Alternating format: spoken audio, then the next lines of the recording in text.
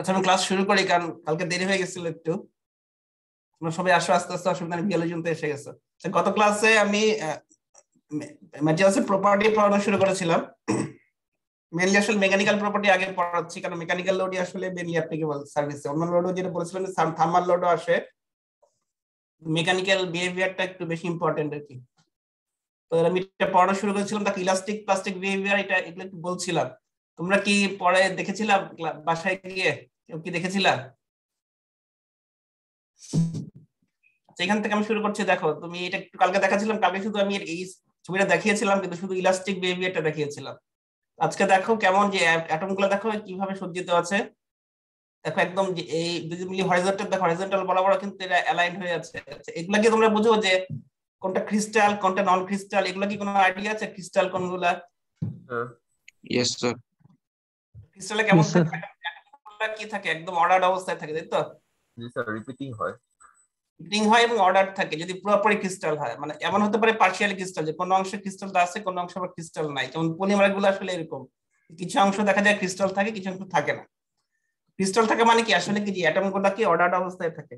এখানে যে ছবিটা দেখানো হচ্ছে, এটা কি তোমার ক্রিস্টাল মনে হচ্ছে? বলো দেখি কেউ।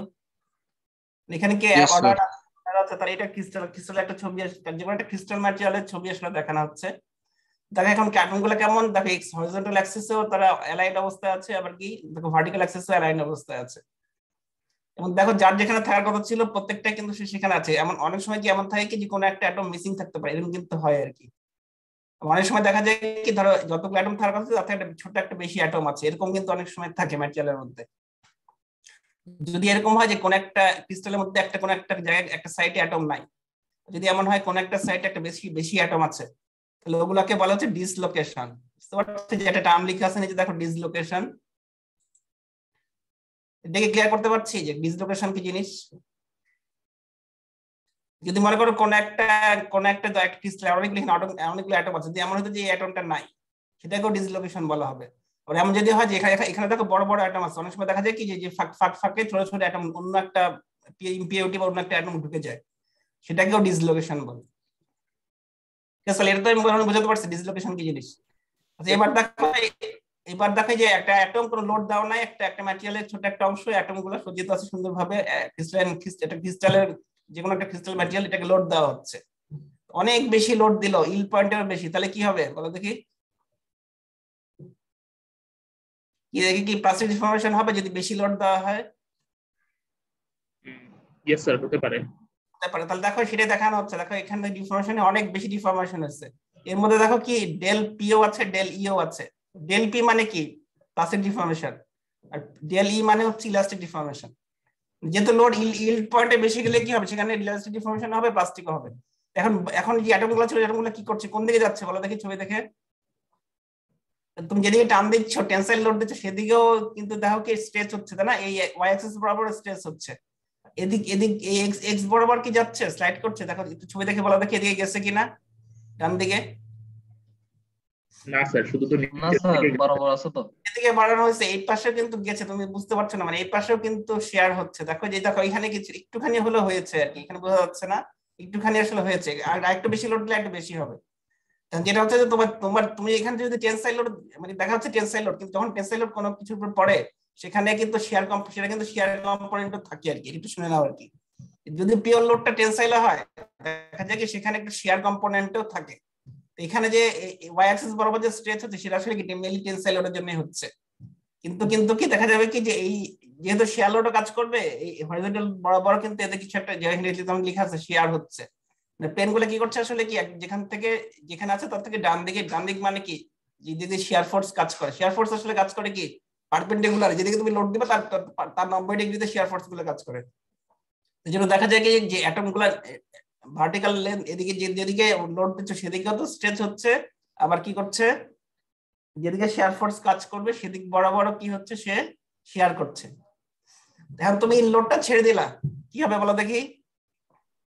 স্যার পুরোপুরি তো আগের অবস্থায় ফিরে যাবে না, জায়গায় যেতে চাইবে। যেটুকু ইলাস্টিক সেটুকু জায়গায় সে ছেড়ে দিয়েছে, যেটুকু প্লাস্টিক সেটুকু তার মধ্যে রয়ে গেছে। তাহলে এই সেকেন্ড আর থার্ড ফিগারের মধ্যে তাহলে পার্থক্য দেখো, অ্যাটম গুলো কি করেছে, আবার একটুখানি যেহেতু কিছু লোড ছেড়ে দিয়ে ইয়ে হয়েছে, ইলাস্টিক ডিফর্মেশনটা চলে গেছে, অ্যাটমগুলো এখন কি করছে, আর একটু কাছাকাছি চলে গেছে, কিন্তু কি অবশ্যই আগের মতো জায়গায় কি আসে নাই। আর ডান দিকে দেখো যেদিকে শেয়ার ফোর্স কাজ করছে সেই বরাবর কিছুটা হলো শেয়ার হয়ে আছে। লেখা যেটা দেখানো হচ্ছে তাহলে তার মানে পাসিভ ডিফর্মেশনটা হচ্ছে কি পার্মানেন্ট, এটা কিন্তু আর যদি কোনো ম্যাটেরিয়াল প্লাস্টিকে ডিফর্ম হয়ে যায় সে কিন্তু আগের জায়গায় ফিরে কোনো সময় আসবে না। এখন এই পরে একটু টার্ম দেখো যে এখানে তাহলে কি যে অ্যাটমিক যে বন্ড গুলো আছে অবশ্যই কি ভাঙছে না, ভেঙে যাচ্ছে এবং নতুন করে আবার বন্ড তৈরি হচ্ছে। তার একটা টার্ম দেখো বলা আছে ক্রিস্টালাইন। ক্রিস্টালাইন তো তোমরা জানো যেখানে অ্যাটম গুলা অর্ডার অবস্থা থাকে সেগুলো হচ্ছে ক্রিস্টালাইন। ক্রিস্টালাইন ম্যাটেরিয়ালে কি করা হয় যে ডিসলোকেশন গুলো থাকে, আমি একটু বললাম ডিসলোকেশন কি জিনিস। যখন একটু লোড দেওয়া হবে যেগুলো ক্রিস্টালাইন ম্যাটেরিয়াল সেগুলো ডিফর্মেশন হবে হচ্ছে কিসের মাধ্যমে, দেখো মোশন অফ ডিসলোকেশন। যদি কোনো ডিসলোকেশন থাকে ওই ম্যাটেরিয়ালের মধ্যে সেগুলার মুভমেন্ট হবে, সেগুলা মুভমেন্টের মাধ্যমে কি হবে ডিফর্মেশন হবে যদি ম্যাটেরিয়ালটা কি হয় ক্রিস্টালাইন হয়। এই কয়েকটা জিনিস কি বুঝতে পারছো সবাই, ক্লিয়ার সবার কাছে? কোশ্চেন ছিল বলো স্যার, আমাদের যে কম্প্রেসিভ ফোর্স আর হচ্ছে যে মানে এটাকে কি বলে, যে টান দেওয়ার ফোর্সটা এটাকে কি বলে স্যার ইংলিশে? হ্যাঁ হ্যাঁ, এই দুইটা ফোর্স, আর একটা হচ্ছে শিয়ার ফোর্স আর একটা টরশন ফোর্স। এই চারটা ফোর্সের মধ্যে কি প্রথম দুইটা হচ্ছে মানে রিগেইন করা যায়, লাস্টের দুইটা কি রিগেইন করা যায় না? মানে হচ্ছে শিয়ার ফোর্স আর টরশন ফোর্স। অবশ্যই যাবে, যাবে না কেন, সবগুলোই তো যাবে, কিন্তু এখন তো ফোর্সের সাথে তো ডিফর্মেশনের সম্পর্ক নাই। আচ্ছা এক ধরনের ফোর্স দিলে ডিফর্মেশন একরকম হয়, কিন্তু তুমি যেই ফোর্সে দাও না কেন, তুমি যদি ইল্ড পয়েন্টের নিচে থাকো তাহলে তো আগের জায়গায় চলে আসবে ম্যাটেরিয়াল। যখন ইল্ড পয়েন্ট ক্রস করবা তখন সেটা আগের পুরোপুরি আগের জায়গায় ফিরে আসবে না, তুমি যে লোডই দাও না কেন আর কি। কিন্তু এখানে যেহেতু চ্যাপ্টার সবকিছু মানে মেইনলি আসলে টেনসাইল লোডটাই অ্যাপ্লিকেবল বেশি বেশি ম্যাটেরিয়ালের উপর পড়ে, এই কারণে টেনসাইল সম্পর্কে বেশি কথা বলা হয়। অন্যগুলো কিন্তু আসলে আছে যা নাই তা না, যেমন এখানে দেখছো কি টেনসাইল লোড দিলেও তার মধ্যে কিছু শেয়ার কম্পোনেন্ট আসলে থাকছে। যে লোড দাও না কেন তোমার সেই লোডটা যদি ইল্ড পয়েন্ট ক্রস করে যায় তাহলে কিছু পার্মানেন্ট ডিফর্মেশন তার মধ্যে ম্যাটেরিয়ালের মধ্যে হবে। ঠিক আছে? Okay sir. যেগুলো ক্রিস্টাল ম্যাটেরিয়াল সেগুলো ডিফর্মেশন যখন হয় তখন যদি ডিসলোকেশন থাকে, ডিসলোকেশন থাকবে বেশিরভাগ সময় থাকেই আসলে, সেগুলো মুভমেন্টের মাধ্যমে ডিফর্মেশন হয় যদি ক্রিস্টালাইন হয়ে থাকে। আচ্ছা এই ছবিটা একটু দেখো যে স্ট্রেস স্ট্রেইন কার্ভ। হ্যাঁ এখানে ইল্ড পয়েন্ট কোনটা বলতে পারো মোটামুটি এইটা। এই এম পয়েন্টটা কি বলো দেখি, কার মনে আছে কিনা? যে পয়েন্ট থেকে ডিফর্মেশন শুরু হবে আলটিমেট টেনসাইল হ্যাঁ, আর এটা হচ্ছে ফ্র্যাকচার স্ট্রেন্থ। এখন দেখো একটা ম্যাটেরিয়াল লোড দেওয়া শুরু হলো, দেখো প্রথম দিকে কিন্তু স্ট্রেন কম হয়, খুব বেশি হয় না, অনেক বেশি লোড লাগে স্ট্রেন করতে অনেক বেশি লোড লাগে। এই পর্যন্ত মনে করো মোটামুটি এই পয়েন্ট হচ্ছে ইল্ড পয়েন্ট, এই পর্যন্ত ইলাস্টিক, এখানে লোড দিয়ে ছেড়ে দিলে আগের জায়গায় চলে যায়। তারপরে আবার লোড বাড়াচ্ছ, এবার ডিফর্মেশন শুরু হচ্ছে। দেখো কিন্তু ডায়ামিটার কিন্তু এখনো চেঞ্জ হচ্ছে না। যখনই ম্যাক্সিমাম পয়েন্ট অ্যাটেন্ড হয়ে গেল এই পর্যন্ত কিন্তু সে লোডটা বিয়ার করতে পারলাম, যে ম্যাটেরিয়ালটা টেনসাইল লোড দেওয়া হচ্ছে এম পয়েন্ট পর্যন্ত কিন্তু তার ডায়ামিটার চেঞ্জ হয়, সেই তার মানে কি সে এখন পর্যন্ত সেই লোডটাকে বিয়ার করছে। যখন এম পয়েন্ট ক্রস করে গেল তাহলে কি হলো, তখন তার ডায়ামিটার কমা শুরু হলো। এই যে ডায়ামিটার কমা শুরু হচ্ছে দেখো এখানে কিন্তু ডায়ামিটার কমে গেছে, এটাকে বলে নেকিং। এর পরে নেকিং শুরু হচ্ছে তারপর যেহেতু ডায়ামিটার কমে গেল তখন সে লোড নিতে পারে না। তখন কি দেখা যায় কি যে লোড কমলেও মানে কম লোডেই ডিফর্মেশন হতে থাকে, স্ট্রেন হতে থাকে। যখন লাস্টে গিয়ে একদম পুরোপুরি ইয়ে হয়ে যায় তোমার ফ্র্যাকচার হয়ে যায়। ফ্র্যাকচার হওয়া মানে কি ডায়ামিটার কমতে একটা পয়েন্টে ছেড়ে যায়, এই পয়েন্টে তাহলে ফ্র্যাকচার পয়েন্ট। তাহলে এই চারটা ছবি ক্লিয়ার সবার কাছে? আচ্ছা এবার আসো যে একটু আগে কি বললাম যে যেগুলো ক্রিস্টালাইন ম্যাটেরিয়াল সেগুলো ডিফর্মেশন কিসের মাধ্যমে হয়, যে ডিসলোকেশন থাকবে সেগুলো মুভমেন্ট হবে। স্যার দ্যাট মিন্স ইয়ার পয়েন্টটা ক্রস করলেই ডিফর্মেশনটা পার্মানেন্ট হয়ে যায়। হ্যাঁ তাই তো বললাম ইল পয়েন্ট থেকে পার্মানেন্ট ডিফর্মেশন শুরু হচ্ছে, তার আগে কোনো পার্মানেন্ট ডিফর্মেশন হবে না। ইল ক্রস করে তুমি লোড বাড়াও তাহলেই দেখবে তুমি লোড ছেড়ে দিলেও এই স্যাম্পলটা অবশ্যই আগের জায়গায়। এখানে দেখো এখানে কিন্তু লোড এখানে যদি ডায়ামিটার চেঞ্জ হচ্ছে না, এখানে কিন্তু কি হচ্ছে লেন্থ বাড়ছে। এই পয়েন্ট পর্যন্ত কিন্তু ডায়ামিটার চেঞ্জ হচ্ছে না, কিন্তু লেন্থ কিন্তু বাড়ছে। তুমি দেখছো না স্ট্রেন হওয়া মানে কি তার ডিফর্মেশন হওয়া। এবার আগের জায়গায় আসি, দেখো যেগুলো ক্রিস্টালাইন ম্যাটেরিয়াল সেগুলো ডিফর্মেশন হচ্ছে কিসের মাধ্যমে, ডিসলোকেশন থাকবে সেগুলো মুভমেন্টের মাধ্যমে। কিন্তু যদি তোমার নন ক্রিস্টালাইন ম্যাটেরিয়াল হয়, যেমন পলিমারটা কি, পলিমারের মধ্যে অনেকটা অংশই নন ক্রিস্টালাইন সেগুলোকে অনেক সময় অ্যামরফাস বলে, কোথায় জানি লেখা আছে। যেগুলো হচ্ছে নন ক্রিস্টালাইন সেগুলোকে অনেক সময় বলে অ্যামরফাস। এই যে অ্যামরফাস তার মানে কি সে আসলে ক্রিস্টালাইন না। অ্যামরফাস ম্যাটেরিয়ালের ডিসলোকেশন কিসে হবে দেখো, বাই ভিসকাস ফ্লো। তোমরা কি ভিসকাস বা ভিসকোসিটি এটার বাংলা তো আমি বলতে পারতেছি না, একটু সান্দ্রতা মনে আছে, সান্দ্রতা এই টাইপের। সান্দ্রতা হতে পারে। তাহলে তো তোমরা কি ওই যে পিচ রাস্তা বানায় তখন উপরে কালো একটা অংশ, কালো একটা জিনিস দেয়, এটা কি চিনো সবাই? অ্যাসফল্ট। হ্যাঁ, তো সেটা কি এরকম, সেটা তো তোমরা কি ফ্লুইড বুঝো? ফ্লুইড, यस পানি একটা ফ্লুইড, তরল আর কি, যেটা ফ্লো করে স্যার। এটা ফ্লো করে। দেখেন সবাই কি একরকম ফ্লো করে? না স্যার, কেউ বেশি করে, কেউ কম করে। যে ফ্লুইড গুলা কম ফ্লো করে সেগুলোকে বলে ভিসকাস ফ্লুইড। আমি একটা উদাহরণ কি বললাম, ওই যে রাস্তায় যে উপরে পিচ দেয় না কালো রঙের, রাস্তা অ্যাসফল্টটা কি খুব দিলেই সঙ্গে সঙ্গে কি ফ্লো করে চলে যায়? না স্যার, করে, কিন্তু অনেক কম করে। তো এটাকে বলে ভিসকাস, মানে এইসব ম্যাটেরিয়াল ফ্লুইড গুলোকে বলা হচ্ছে ভিসকাস ফ্লুইড। তো যেগুলো হচ্ছে তোমার নন ক্রিস্টালাইন ম্যাটেরিয়াল, অনেক সময় নন ক্রিস্টালাইনকে অ্যামরফাস বলে, অ্যামরফাস ম্যাটেরিয়াল গুলো ডিফর্মেশন হবে হচ্ছে যে এরকম ভিসকাস ফ্লো এর মাধ্যমে।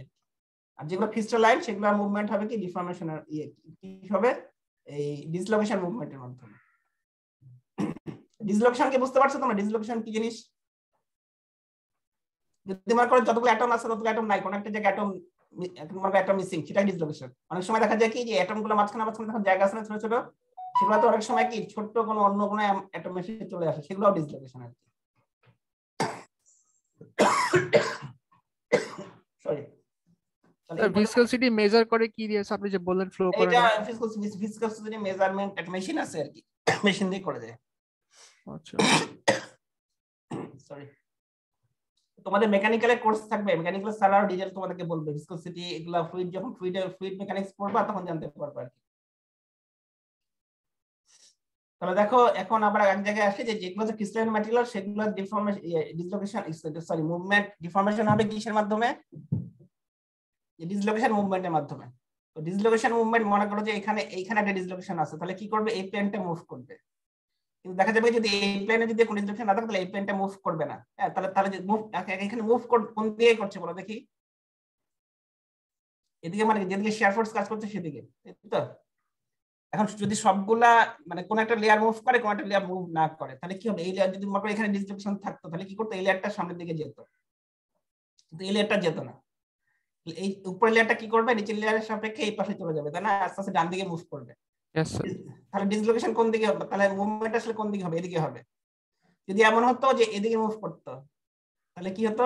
এদিক বরাবর ডিফর্মেশনটা কোন দিকে হতো? এদিকে ডিফর্মেশনটা হতো। যেটা আমি বলতে যাচ্ছি, যেটা হয় কি একটা প্লেনের সাপেক্ষে আরেকটা প্লেন মুভ করে যায় আর কি। এটাই ক্লিয়ার? যে প্লেনের ডিসলোকেশন থাকবে সেই প্লেনটা মুভ করবে, অন্য প্লেনে যদি ডিসলোকেশন না থাকে সেই প্লেনটা মুভ করে না। তাহলে একটা প্লেনের সাপেক্ষে কি করবে? আরেকটা প্লেন মুভ করে যাবে, তাই তো? যে প্লেন বরাবর মুভ করবে, প্লেন মানে তো তোমরা বুঝো তল তো বুঝো, যে তল বরাবর মুভমেন্ট হবে ওই তলটাকে বলে হচ্ছে স্লিপ প্লেন, SLIP। ঠিক আছে, যে প্লেন গুলা বরাবর মুভমেন্ট হয় সেই প্লেন গুলাকে বলে স্লিপ প্লেন, SLIP স্লিপ। দেখো যে টার্মটা যে এখানে লেখা আছে আর কি, স্লিপ প্লেন। আর যে ডিসলোকেশন যে মুভমেন্ট হয় সেটাকে বলা হচ্ছে স্লিপ। আমি কয়েকটা টার্ম একটু বললাম, একটু জাস্ট তোমরা আইডিয়া রাখো, এর ডিটেইল কিন্তু তোমাদেরকে অন্য কোর্সে পরে বলা হবে। আমি এই কোর্সে টার্গেট কি জাস্ট ইনিশিয়াল আইডিয়া দেওয়া। তাহলে তোমার যেগুলো ক্রিস্টাল ম্যাটেরিয়াল সেগুলো মুভমেন্ট ডিফর্মেশন হচ্ছে কিসের মাধ্যমে? ডিসলোকেশন মুভমেন্টের মাধ্যমে। ডিসলোকেশন যেই প্লেন বরাবর মুভ করে সেটাকে বলে স্লিপ প্লেন। আর যে ডিসলোকেশন মুভমেন্ট হবে এই মুভমেন্টের প্রসেস বা প্রসিডিউরটাকে বলা হচ্ছে স্লিপ। আর যদি তোমার নন ক্রিস্টালাইন ম্যাটেরিয়াল হয় তাহলে ডিফর্মেশন কিসের মাধ্যমে হবে? ভিসকাস ফ্লো এর মাধ্যমে, ভিসকাস ফ্লো মেকানিজমের মাধ্যমে। আচ্ছা, এই কয়টা আমি কি সবাই? হ্যাঁ বলো স্যার। তাহলে কি এটা কি ম্যান্ডেটরি যে স্লিপ প্লেন একটা মানে হচ্ছে স্লিপ প্লেন থাকবে পরে ট্রাই ডিফর্মেশন করবে? এরকম তো হবে না, যেখানে স্লিপ প্লেন যেখানে ডিসলোকেশন থাকবে সেখানেই মুভমেন্ট হবে। পয়েন্টটা যদি না পয়েন্টটাও থাকতে পারে, কোনো সমস্যা নাই, তাহলে দুটোই মুভ করবে অন্য একটা সাপেক্ষে।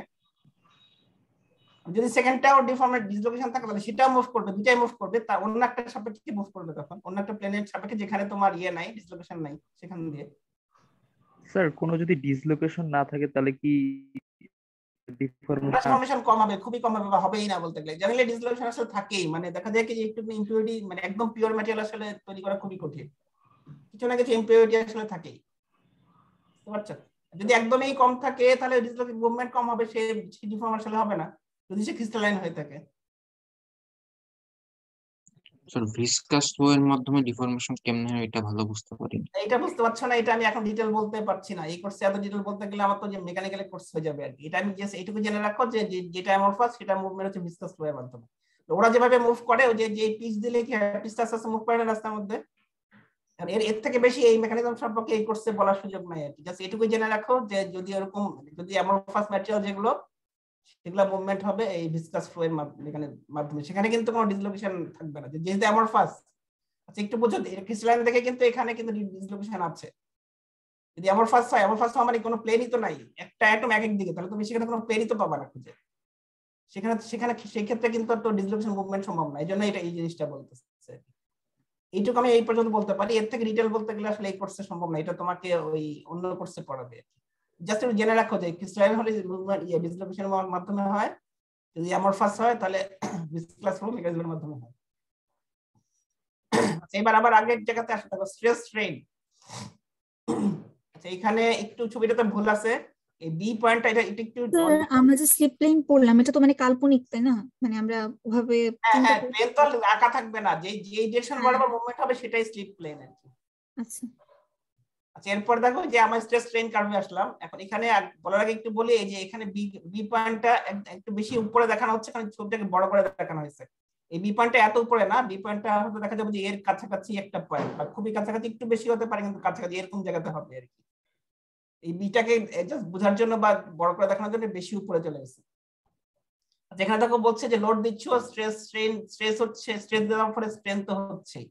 এখন এখানে দেখো প্রথমে এই পর্যন্ত এটা হরিজন্টাল, তাই না? তাহলে বলতে গেলে বলা যায় কি এই পয়েন্টটা তো কিল পয়েন্ট এরকম বলা যায়।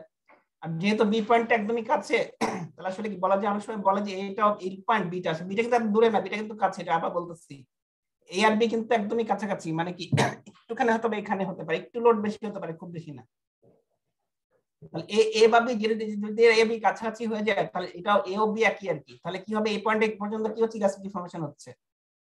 তাহলে এটা হচ্ছে ইল পয়েন্ট, বা এখানে বিটাকে বলা যায়, বিটা যেহেতু কাছাকাছি এখানে বড় করে দেখানো হচ্ছে, তাহলে এই পয়েন্টটা ইল পয়েন্ট আছে। এরপরে লোড দিলে কি হবে, আস্তে আস্তে প্লাস্টিক ডিফর্মেশন শুরু হবে। এখন জিরো থেকে শুরু করে এই পয়েন্ট পর্যন্ত এখানে কি, এখানে স্ট্রেন বেশি না স্ট্রেস বেশি বলো দেখি? স্যার স্ট্রেস বেশি। হ্যাঁ, তার মানে কি অল্প ডিফর্মেশন হবে কিন্তু স্ট্রেস অনেক বেশি দিতে হবে। এরপরে দেখো, এরপরে কাপটা কেমন দেখো, বি পয়েন্ট যদি এখানে হয়, বি থেকে সি পয়েন্ট হচ্ছে এখানে, তাহলে এরপরে কি হচ্ছে বলো দেখি, বিটা যদি ধরো তুমি এখানে ধরো, আর সিটা হচ্ছে এখানে, তাহলে বি থেকে সিতে কি হচ্ছে, এখন কি লোড বেশি লাগছে না স্ট্রেন বেশি হচ্ছে? স্ট্রেন বেশি হচ্ছে। এইটার তুলনায় কি হচ্ছে, অবশ্যই কি হচ্ছে যে অল্প একটু স্ট্রেসই দেখা যাচ্ছে অনেক বেশি স্ট্রেন হয়ে যাচ্ছে। ইল পয়েন্ট যখনই ক্রস করে যাবে, তখন ইনিশিয়ালি মানে ইল পয়েন্ট ক্রস করার সাথে সাথে দেখা যাবে কি মেরিটের মধ্যে একটু বেশি স্ট্রেন হওয়া শুরু হবে। তো স্ট্রেসটা কি প্রায় সেম থাকে এই পয়েন্টে, এ আর সি? বলতে গেলে বেশি থাকে, একটু কম বেশি থাকে, এর অনেক সময় এরকম জিগজ্যাগ হয়, কিন্তু কাছাকাছি বলা যায়। এগুলোকে যদিও যেহেতু একটু বড় করে দেখানো হচ্ছে, তোমার মনে হচ্ছে কি অনেক বেশি কম। মোটামুটি বলতে গেলে যে এ থেকে সি পয়েন্ট পর্যন্ত লোডটা মোটামুটি কনস্ট্যান্ট, বলতে গেলে তুমি কনস্ট্যান্টই থাকে, একটু কম বেশি হলে একটু ধরা যায় না আর কি। তার মানে কি দেখো, লোড তেমন বাড়ছে না, কিন্তু কি অনেক বেশি স্ট্রেন হয়ে যাচ্ছে। কিসের পরে বলো দেখি, কোন পয়েন্টের পরে? বি পয়েন্টের পরে স্যার। হ্যাঁ, তাহলে ইল পয়েন্ট পর্যন্ত কি হবে, স্ট্রেস অনেক বেশি দিতে হবে, সেই তুলনায় স্ট্রেন কম হবে। যখন স্ট্রেন ইল পয়েন্ট ক্রস করে গেল, কি পার্মানেন্ট ডিফর্মেশন শুরু হলো। প্রথমে কি হবে দেখা যাবে কি এ বা বি যেহেতু কাছাকাছি, এরপরে কি হবে অল্প স্ট্রেসে কি হবে অনেক বেশি ইলাংগেশন হয়ে যাবে। তাহলে এ থেকে বা বি থেকে যদি এই পয়েন্ট হয়, সি পয়েন্ট পর্যন্ত চলে আসবে। সি পয়েন্ট পর্যন্ত কি হলো, অল্প স্ট্রেসে অনেক বেশি ডিফর্মেশন হলো। এরপরে কি হচ্ছে, সি থেকে আবার ডিতে বলো দেখি।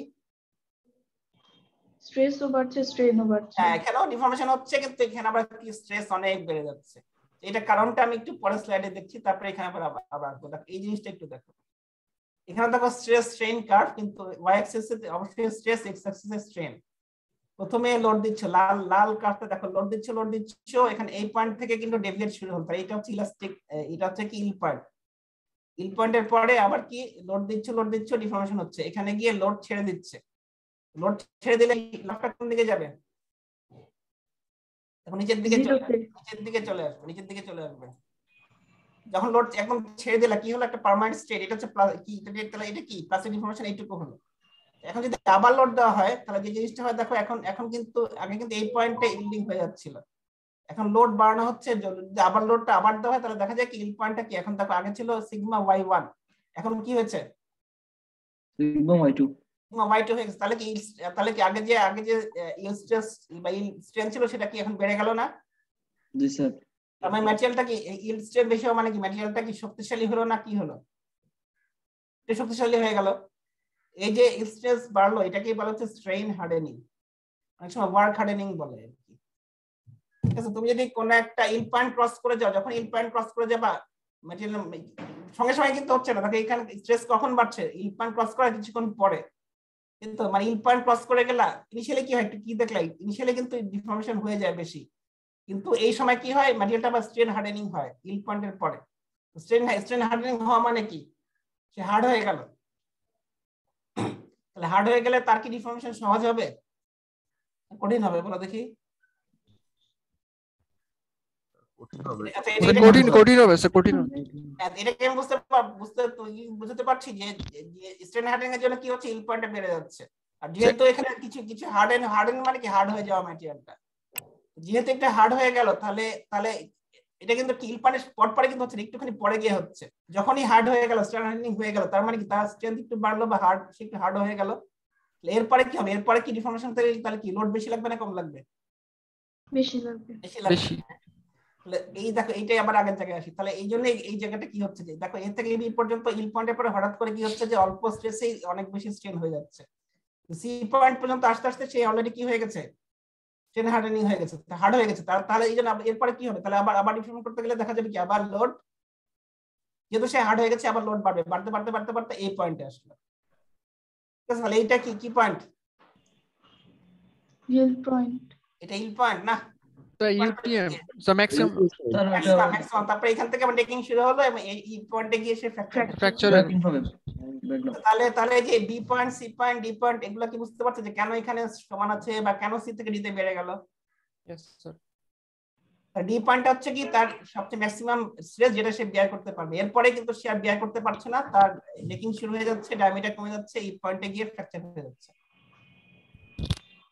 আচ্ছা স্যার, হ্যাঁ স্যার একটা কোশ্চেন ছিল স্যার, ওই গ্রাফটাতে মানে পরেরটা স্যার এটাতে যখন লোডটাকে আবার সেকেন্ড টাইম অ্যাপ্লাই করি তো দেখা যাচ্ছে তো স্ট্রেট লাইন হিসেবে মানে উপরে যাচ্ছে স্ট্রেস, তো স্যার এর মানে কি যে আমরা যে পরিমাণ ডিফর্ম হয়ে গেছে ওইটাকে স্টেবল ধরে স্ট্রেট লাইন পেলাম, যে দেখা গেল যে পরে এখানে আমি একটু বলছিলাম যে এটা আসলে এটা তো এখানে স্ট্রেন পেতে এখানে কিন্তু প্যারালাল টানা হচ্ছে, এটা প্যারালাল ঠিক না, আসলে এটা কি লোড ছেড়ে দিলে কি আসলে পারপেন্ডিকুলার নিচের দিকে নেমে যায়, খুব বেশি ডেভিয়েশন এখানে হবে না, এটা কিন্তু এখানে একটু ভুল হয়েছে, এটা আসলে এরকম না হয় কি হবে আসলে লম্বা নিচের দিকে নামবে, এই পয়েন্ট বেশি পার্থক্য আছে। এবার তুমি বলো কি বললা বুঝি নাই, ও কথাটা বুঝি না কিন্তু বুঝাও আমাকে। মানে স্যার এখানে তো দেখা যাচ্ছে যে আবার রিলোড অ্যাপ্লাই করার পরে রিলোড অ্যাপ্লাই করা হচ্ছে, কিন্তু রিলোড তুমি অ্যাপ্লাই একটু বোঝানোর জন্য বলা হচ্ছে, রিলোড অ্যাপ্লাই করলে হবে, আবার যদি নাও করো তুমি কন্টিনিউয়াস লোড দিতে থাকলেও দেখা যাবে কি এরকম একটুখানি হয়। মানে স্যার অ্যাপ্লাই করার পরে যখন আগের ডিফর্মটা হয়ে গেছে তখন ওইটাকে আমরা মেইন ধরে কি তারপরে এই কার্ভটা এসেছে যে আবার আরো ডিফর্ম, এটা এখানে বোঝানোর জন্য হ্যাঁ কোথায় এইটুকু স্ট্রেংথ তার মধ্যে হয়ে গেছে, এরপর তো এখানে কি পার্মানেন্ট ডিফর্মেশন হয়ে গেছে না ম্যাটেরিয়ালটা, এটা তো ইল পয়েন্ট ছিল। Yes sir. অলরেডি কিন্তু ডিফর্মেশন হয়ে গেছে, সেটা তো আর চেঞ্জ করা যাচ্ছে না, যেটা প্লাস্টিক হয়ে গেল সেটা তো আর আগের জায়গায় ফিরে আসবে না, এর পর্যন্ত তো ডিফর্মেশন তো হয়েই আছে, এরপর যদি আবার ডিফর্মেশন হয় এর থেকে এদিকে বাড়বে। আচ্ছা স্যার, এখানে যেটা আমি বলতে যাচ্ছি যে এখানে স্ট্রেন মানে ইল পয়েন্টের পথে কিছুক্ষণ পরেই স্ট্রেন হার্ডেনিং হওয়া শুরু হয়। স্ট্রেন হার্ডেনিং তাহলে কি এই কারণে হচ্ছে, তাহলে যেহেতু একটু পরে গিয়ে তোমার হচ্ছে কি জানি একটু পরে গিয়ে স্ট্রেন হার্ডেনিং হচ্ছে, তাহলে স্ট্রেন হার্ডেনিং হওয়া পর্যন্ত দেখা যায় কি লোড না বাড়ালেও কিছু স্ট্রেন হয়ে যায়, যেমন বি থেকে বা এ থেকে সি পর্যন্ত হচ্ছে, তারপরে যদি স্ট্রেন হার্ডেনিং হয়ে গেল তখন কি হয়ে গেল লোড আবার বাড়াতে হচ্ছে, বেশি লোড বাড়ছে স্ট্রেন হচ্ছে, বেশি লোড বাড়ছে স্ট্রেন হচ্ছে, এই পয়েন্টে গিয়ে কি তার ম্যাক্সিমাম ক্ষমতা চলে আসছে, এরপরে সে লোড নিতে পারছে না, তাহলে তখন কি হচ্ছে নেকিং শুরু হচ্ছে এবং এই পয়েন্টে গিয়ে ফ্র্যাকচার হয়ে যাচ্ছে। স্যার বি পয়েন্ট থেকে সি পয়েন্টে নিচের দিকে নামলো কেন বুঝতে পারিনি। মানে বিটা তো ওইটাকে বললাম না যে এটা এত বেশি উপরে না, এখানে জাস্ট তোমাদের বোঝার জন্য বা একটু বড় করে দেখানোর জন্য বেশি উপরে চলে গেছে, এত উপরে হবেই না, এটা হবে খুব এর একদম কাছাকাছি আর কি, এরকম কোন জায়গায় মানে একটুখানি লোড বাড়তে পারে কিন্তু এটাকে ধরার বাইরে আর কি। এ পয়েন্ট থেকে বি পয়েন্ট লোড হতে বি এ থেকে বি এর লোডটা হচ্ছে একটুখানি বেশি, কিন্তু খুব বেশি না আর কি। যেখানে এখানে দেখো জিগজ্যাগ না, মানে একটু কমে এরকম হতে পারে, একটু কমছে বাড়ছে। এই কমা বাড়াটার পরিমাণ আসলে কি একদমই কম, ধরার বাইরে আর কি। বলতে গেলে বলা যায় কি এসি দেখো মোটামুটি কাছাকাছি আছে, বিটা অনেকটা এরকম কোন জায়গাতে, আমি এখানে আরো যেমন কারসার দেখাচ্ছি এই জায়গাতে হতে পারে। স্যার সি পয়েন্টের কি কোনো নাম আছে? সি পয়েন্টের এক্স্যাক্টলি কোনো নাম নাই, নাম আসলে মেইনলি নাম জানা দরকার তোমার ইল পয়েন্ট, ইউটিএস আর ফ্র্যাকচার, এই তিনটা বেশি ইম্পর্টেন্ট। কিন্তু মেকানিজমটা বোঝার জন্য তোমাকে বোঝাচ্ছি আর কি, যে সি থেকে কেন নিতে পারছে, এটা হচ্ছে স্প্রিং হার্ডনিং এর জন্য। স্যার স্ট্রেইন হার্ডেনিং ওই জায়গাটা আবার একটু বোঝাবেন, ওই পরের গ্রাফটাতে। হ্যাঁ এটাতে এটা হচ্ছে তুমি লোড দিচ্ছ, লোড ইনিশিয়ালি ইল পয়েন্ট ক্রস করে গেল, একটা সময় গিয়ে তুমি লোডটা ছেড়ে দিলা। ছেড়ে দিলে কি হবে, তার মধ্যে কিছু পাস ইনফরমেশন হলোই, সেটা হচ্ছে যদি এটা এখানে না দিই পারপেন্ডিকুলার পয়েন্ট আনতে পর্যন্ত আর কি। এখন যদি আবার এই পয়েন্টে যদি আবার তুমি লোড দাও, বা তুমি যদি কিছুক্ষণ থেমে যদি আবার লোড মানে তুমি নামো, যদি এখান থেকে আবার যদি কিছু মানে এখান থেকে এখানে ছেড়ে তুমি যদি লোড না বাড়াও, একটু আস্তে আস্তে কি কমে যাবে না লোডটা? আবার তখন সেই অবস্থা থেকে লোড বাড়তে থাকে, বা তুমি যদি এই পয়েন্ট একদম নিচ পর্যন্ত নিয়ে এসে আবার যদি লোড দাও, তখন দেখা যায় কি ইল পয়েন্টটা আগে ইল পয়েন্টে না থেকে একটা একটু হাই একটা ইল পয়েন্টে চলে যায়। সেইটাই হচ্ছে সেটা, এই ইল পয়েন্ট বাড়ার কারণটা হচ্ছে স্ট্রেন হার্ডনিং। এই জিনিসটাকে বলে স্ট্রেন হার্ডনিং, ইল পয়েন্টটা বেড়ে যাওয়া আর কি।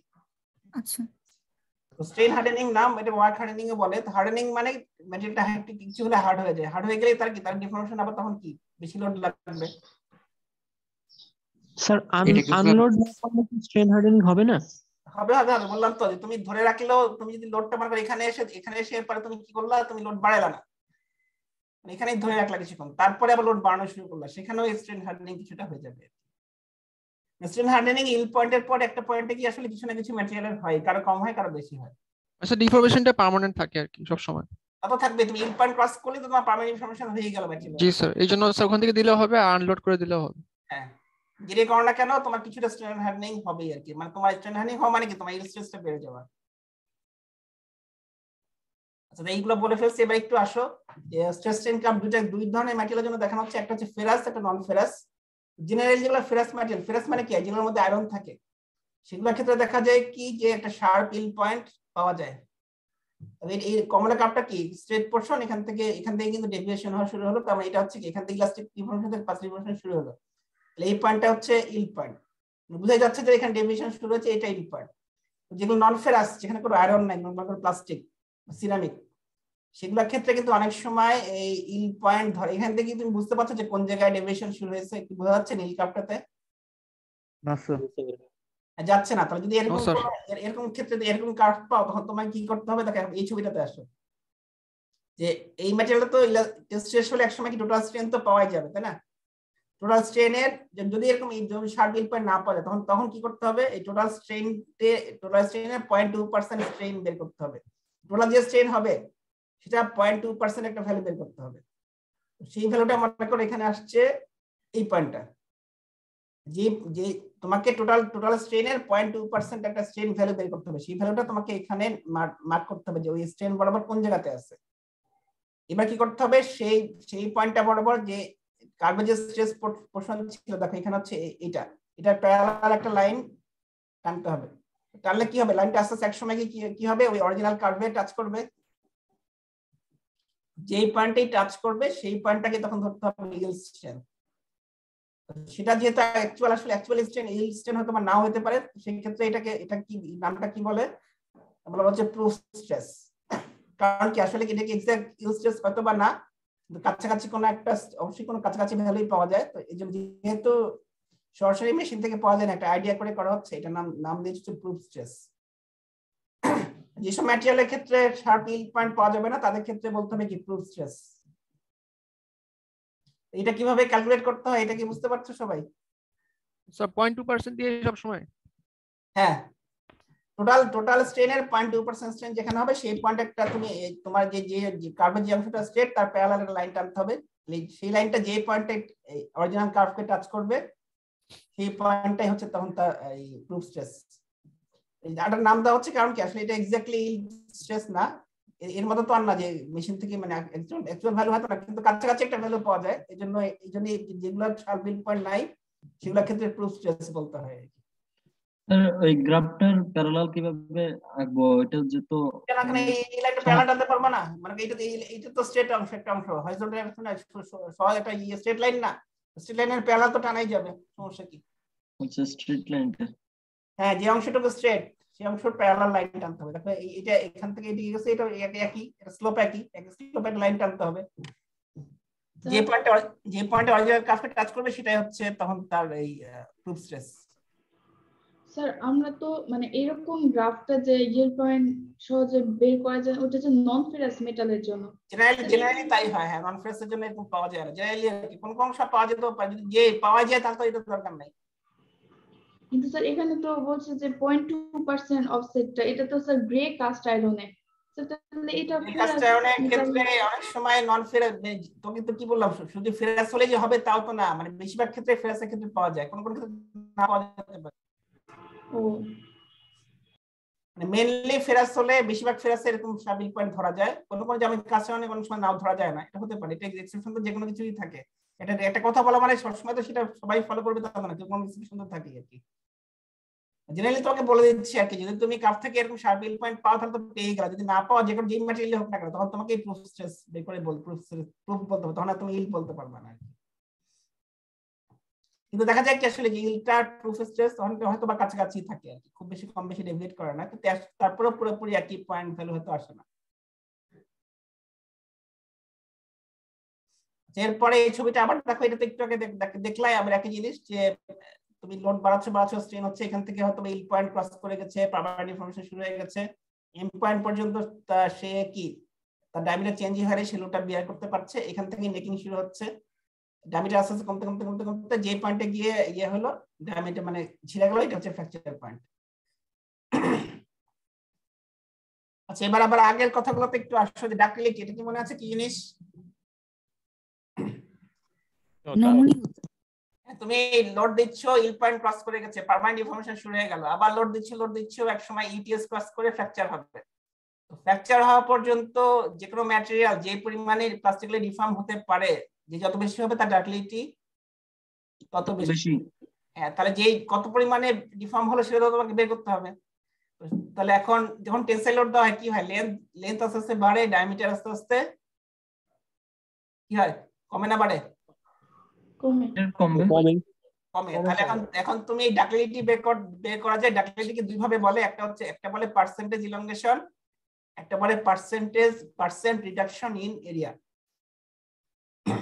লেন্থ আস্তে আস্তে বাড়তে থাকে তাই না, তাহলে টেস্ট শুরু করলা, লেন্থ ছিল L0, ফ্র্যাকচার হয়ে গেল, তখন লেন্থ হচ্ছে LF, তাহলে ডিফর্মেশনটা কি, তাহলে ডিফর্মেশন আসলে কি হবে, LF minus L0 total deformation.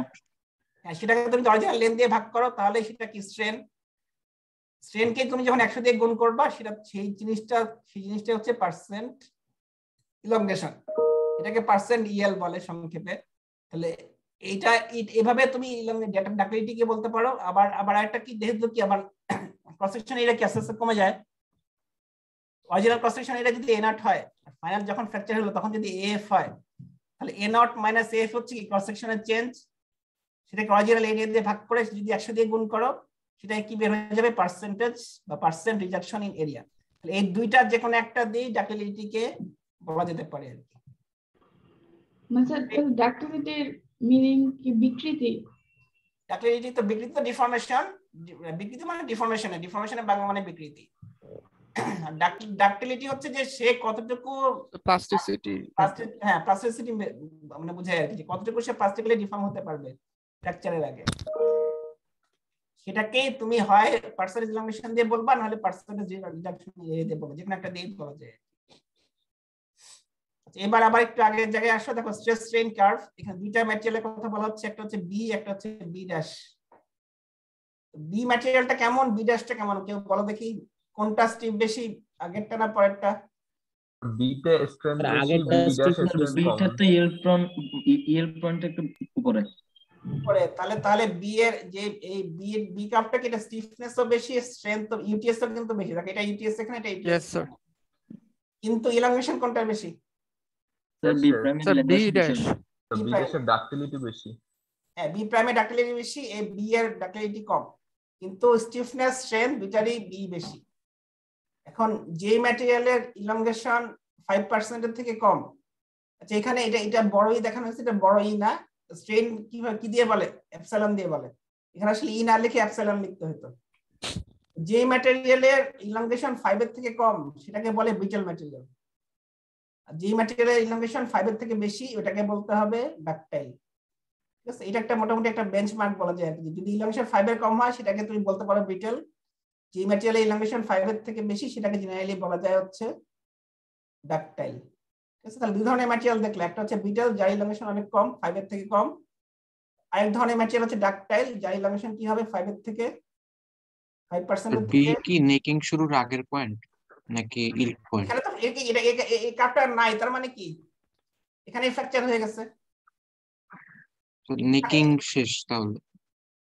এখানে দুটাই, এখানে নেকিং হওয়া মাত্রই ফেল হয়ে গেছে। আমি বলছিলাম যেগুলো সিরামিক সেগুলো কি খুব বেশি ইনফরমেশন হয় না, এর ক্ষেত্রে কি এখানে কিন্তু এর নেকিং ও এখানে মানে এর ক্ষেত্রে কি নেকিং খুব বেশি হয় নাই, যেখানে ম্যাক্সিমাম পয়েন্ট তারপরেই কিন্তু সে ফেল করে গেছে, মানে নেকিং হঠাৎ করে আর কি, মানে সাডেন ফেলিয়ার হয়ে গেছে। তো যেগুলো তোমার খুবই হার্ড ব্রিটল ম্যাটেরিয়াল সেগুলো কিন্তু জেনারেলি এরকমই হয় আর কি, খুব বেশি ইলংগেশন হয় না। এটা কি বোঝা গেছে, যেগুলো ইলংগেশন 5 এর কম সেটা ব্রিটল, যেগুলো ইলংগেশন 5 এর বেশি সেটা হচ্ছে ডাকটাইল। আচ্ছা, এখন ডাকটাইলিটি এই টার্মটা কি তোমার কি জরুরি, তোমরা বলতে পারো যে কেন বা কি জন্য জরুরি বলো দেখি। মানে তুমি একটা ম্যাটেরিয়াল তোমাকে কতটুকু প্লাস্টিক হয়েছে এটা জানতে পারবো, জানতে তো হবে। আচ্ছা মনে করো তুমি ম্যাটেরিয়ালটা কখন ফেল করবে ওটা বোঝা যাবে ডাকটিলিটি দিয়ে, বোঝা যাবে। তার একটা জিনিস হচ্ছে তুমি একটা ম্যাটেরিয়ালকে ডিফর্ম করতে চাও পার্মানেন্টলি, তুমি ফোর্স দিয়ে তুমি শেপ দিতে চাও, তাই তো? তাহলে ম্যাটেরিয়ালটা ইল্ড পয়েন্ট কেমন হলে ভালো হয় বলো দেখি। তোমার টার্গেট হচ্ছে ম্যাটেরিয়ালটাকে শেপ দিবা, তাহলে ম্যাটেরিয়াল ইল্ড পয়েন্টটা কি কম হলে ভালো না বেশি হলে ভালো? কম হলে ভালো হবে। আর তুমি এরপর তুমি মনে করো একটা ম্যাটেরিয়ালকে তুমি করতে চাও না, তুমি মনে করো যে ডিফর্ম করতেই চাও না, তুমি লোড দিবা কিন্তু তোমার টার্গেট যে আগের মতো থেকে যাবে, তাহলে ইল্ড পয়েন্ট বেশি যাবে, বেশি হতে হবে স্যার, তার ইল্ড পয়েন্টটা বেশি হতে হবে। এটা একটা জিনিস আছে। তারপরে এবার বলো যে তুমি মনে করো লোড দিচ্ছ, তুমি যদি লোড দেওয়ার ফলে খুব তাড়াতাড়ি ভেঙে যায় তাহলে কি হবে? তাহলে কি অবশ্যই যে কোনো ম্যাটেরিয়ালের মধ্যে কিছু না কিছু ডাক্টিলিটি থাকতেই হবে, নাহলে কি সে কি হবে, ইল্ড পয়েন্ট ক্রস করলে সে ব্রেক হয়ে যাবে। আবার পরের পয়েন্টটা কি বলছে, তুমি একটা মনে করো যে একটা ম্যাটেরিয়ালকে তুমি আমি যেটা বললাম তুমি লোড অ্যাপ্লাই করে ডিফর্ম করবে, তাহলে অবশ্যই কি তাকে কিছুটা ডাক্টাইল তো হতে হবে, নাহলে কি তাকে কি শেপ দেওয়া যাবে? যাবেই তো না। আচ্ছা এবার দেখো, আমি এই দুটোর নাম একটু গত ক্লাসে বলেছিলাম, ডাক্টিলিটি আর ম্যালেবিলিটি, এটা কি মনে আছে কারো? Yes sir. Yes sir. তো ম্যালিয়েবিলিটিটা মনে হয় পড়ানো হয়নি। ম্যালেবিলিটি আমি বলেছিলাম, ডাক্টিলিটি হচ্ছে তো যদি টেনসাইল লোডে যে পরিমাণ ডিফর্ম হবে সেটা ডাক্টিলিটি, আর ম্যালেবিলিটি হচ্ছে তুমি যদি কম্প্রেসিভ লোড দাও তাহলে তোমার যে পরিমাণ পার্মানেন্ট ডিফর্মেশন হবে সেটা বোঝাবে ম্যালেবিলিটি দিয়ে আর কি। তো ডাক্টিলিটি কোনটা ক্ষেত্রে ইম্পর্টেন্ট আমি একটু বলছিলাম না, যদি তুমি ওয়্যার তৈরি করতে চাও, যে তুমি যদি কি ওয়্যারে কি তার তৈরি করতে যাও তাহলে কি করতে হবে, তোমাকে কি জেনারেলি কি করে ড্র করে মানে দুই পাশ থেকে টান দিয়ে এটা ডায়ামিটার আস্তে আস্তে কমায় নিয়ে আসে। যদি এরকম কোনো অ্যাপ্লিকেশন হয় যেখানে ওয়্যার তুমি তৈরি করবে সেখানে কি তার কি দরকার, যেহেতু তুমি টান দিবা, বেশি ডাক্টিলিটি দরকার, বেশি ডাক্টিলিটি দরকার। আর তো যে একটুকে আবার বলছিলাম না যে কামারটা কি করে বাড়ি দিয়ে লোহা পেটায়, বাড়ি দিয়ে হ্যামারিং করে বা রোলিং করে শেপ দেয়, সেটা কি কম্প্রেসিভ লোড, তাহলে তার কি হতে হবে, ম্যালিয়েবিলিটি বেশি হতে হবে ওইসব ম্যাটেরিয়ালের।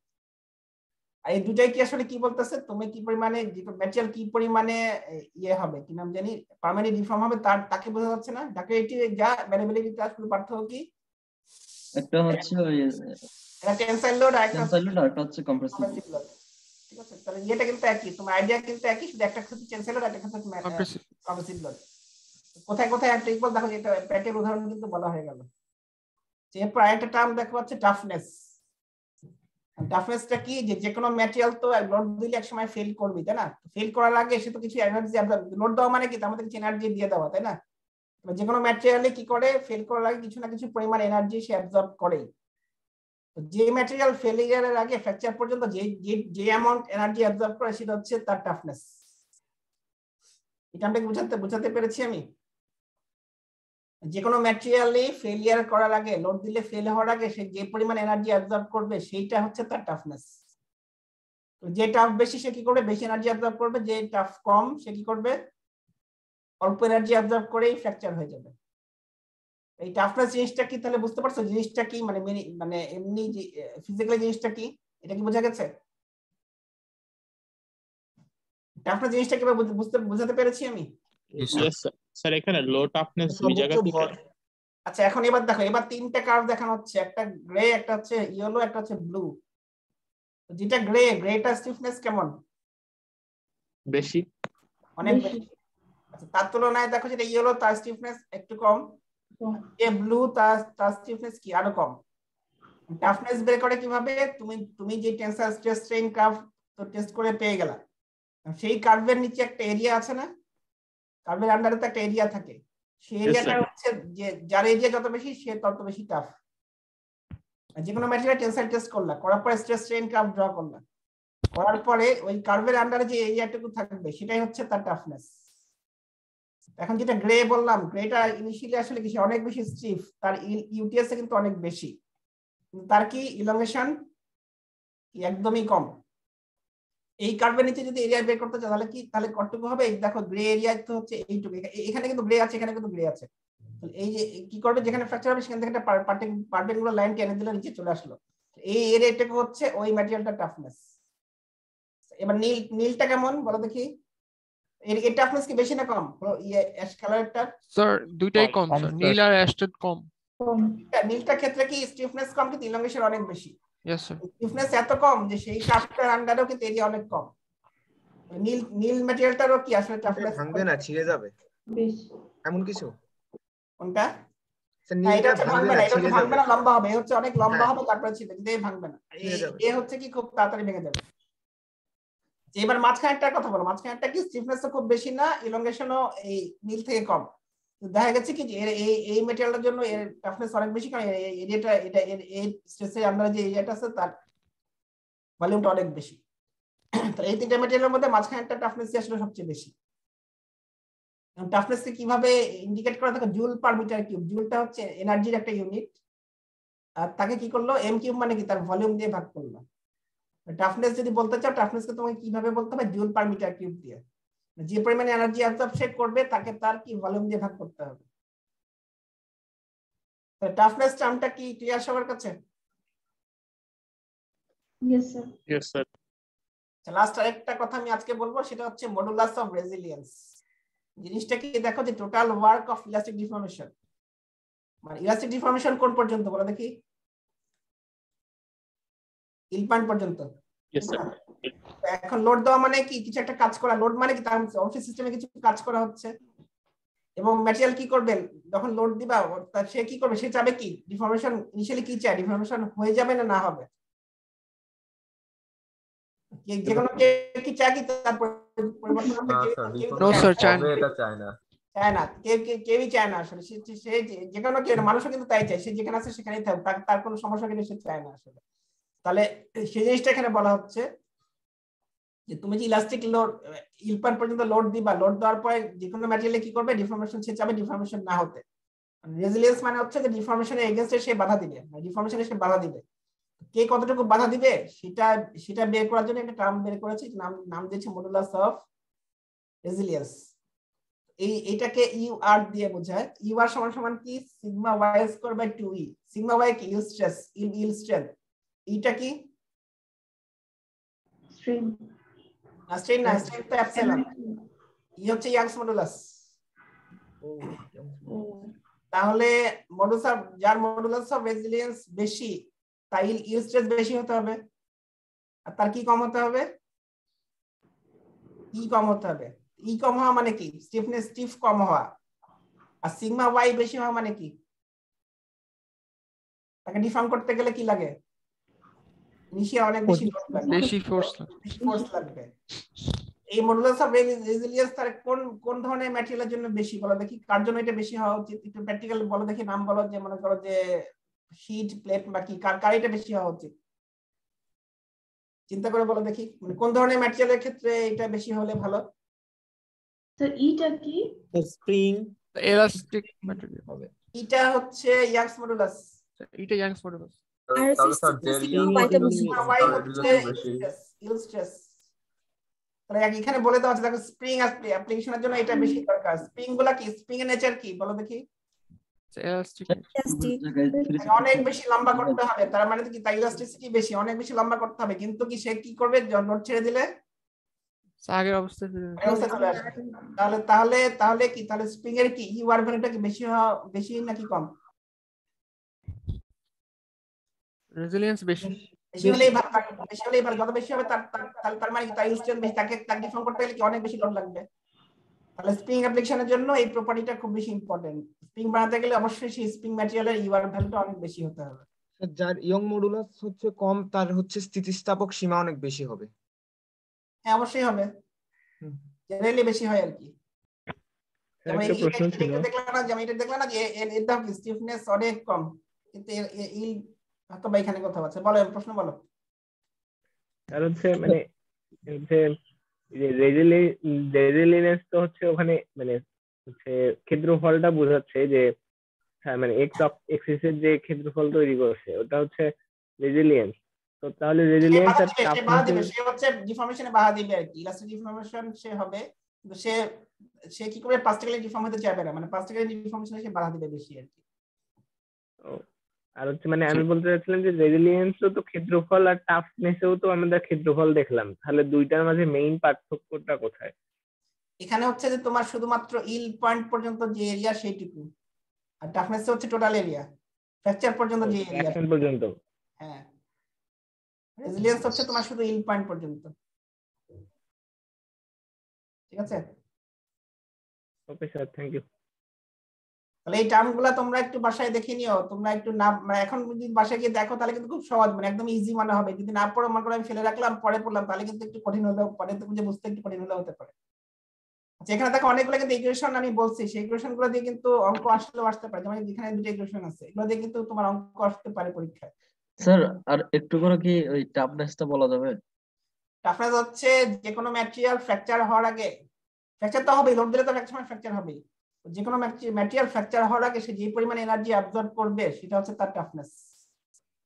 যে যত বেশি এনার্জি অ্যাবজর্ব করবে সে তত বেশি টাফ, আর যে যত কম এনার্জি অ্যাবজর্ব করবে তার টাফনেস তত কম। স্যার আচ্ছা, এই গ্রাফটাতে গ্রে আর ব্লু কোনটা টাফনেস বেশি হবে? ইয়েলোটা তো বেশি হবে বুঝছি। যার এরিয়া বেশি, এটা তো ক্যালকুলেশন করে দেখতে হবে, এরিয়াটা বের করতে হবে, এরিয়াটা বের করতে হবে, বের করে বলতে হবে কোনটা এরিয়া কম বেশি। এখানে তোমার আইডিয়া দেওয়া হচ্ছে যে ইয়েলোর থেকে অবশ্যই ব্ল্যাক এর কম, আবার ব্লুর কম। তুমি কত এক্স্যাক্টলি কত সেটা তাহলে তোমাকে এই যে এরিয়াটা বের করতে হবে, কোন ম্যাথমেটিক্যাল ইকুয়েশন দিয়ে ভিতরে এরিয়াটা ভ্যালুটা বের করতে হবে, তাহলে তুমি বলতে পারবে যে ব্লুটা বেশি না অ্যাশটা বেশি। ও আচ্ছা, বুঝছি স্যার।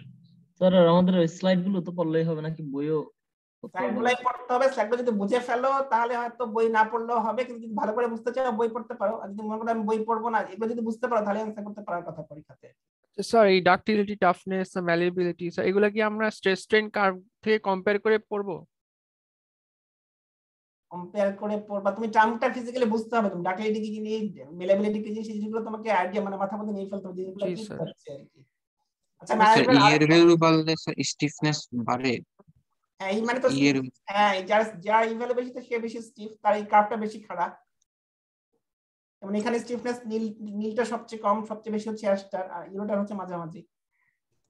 স্ট্রেস যত দূর পর্যন্ত নিতে পারবে তো অত বেশি স্ট্রং, মানে স্ট্রেংথ না, অত বেশি। যত বেশি নিতে, হ্যাঁ, যে যত বেশি স্ট্রেস নিবে সে তত বেশি স্ট্রং, তার স্ট্রেংথ বেশি। না, অনেকগুলো কিন্তু টার্ম আছে, স্টিফনেস, স্লিপ ডিফরমেশনটা আবার একটু বুঝাতে পারলে ভালো হতো। স্লিপ ডিফরমেশন যেটা আছে না, ও আচ্ছা, এটা হচ্ছে তোমার এই যেগুলো তোমার ক্রিস্টালাইন ম্যাটেরিয়াল, যেগুলো ক্রিস্টাল থাকে, যেখানে কি অর্ডার মানে এই পেনগুলো অর্ডার থাকে, সেখানে কি হয় ধরো বেশিরভাগ সময় দেখা যায় কি, অনেক সময় দেখা যায় একটা অ্যাটম মিস থাকে, এরকম হতে পারে। অনেক সময় দেখা যায় যে এই যে মাঝে মাঝে ছোট ছোট জায়গাগুলো আছে না, এখানে অন্য একটা ম্যাটেরিয়াল এসে ঢুকে যায়, অন্য একটা অ্যাটম এসে ঢুকে যায়। তো যেগুলো ক্রিস্টাল ম্যাটেরিয়াল যেরকম অর্ডার থাকে, সেখানে কি হয় দেখা যায় কি, যেখানে মিসিং থাকে বা যেখানে এক্সট্রা অ্যাটম থাকে সেই প্লেনগুলো জেনারেলি মুভ করে।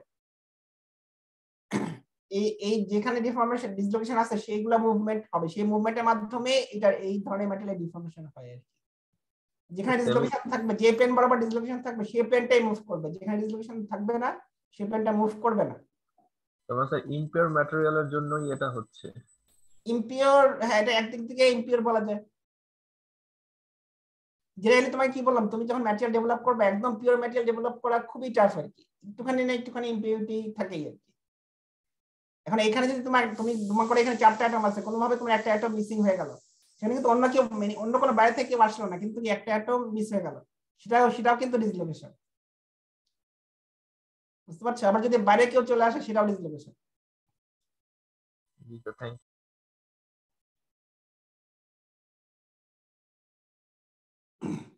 তাহলে সবাই ভালো থাকো, রেকর্ডটা বন্ধ করে ফেলো, তুমি সবাইকে শেয়ার করে দিও। তোমার নাম কি? প্রীতম।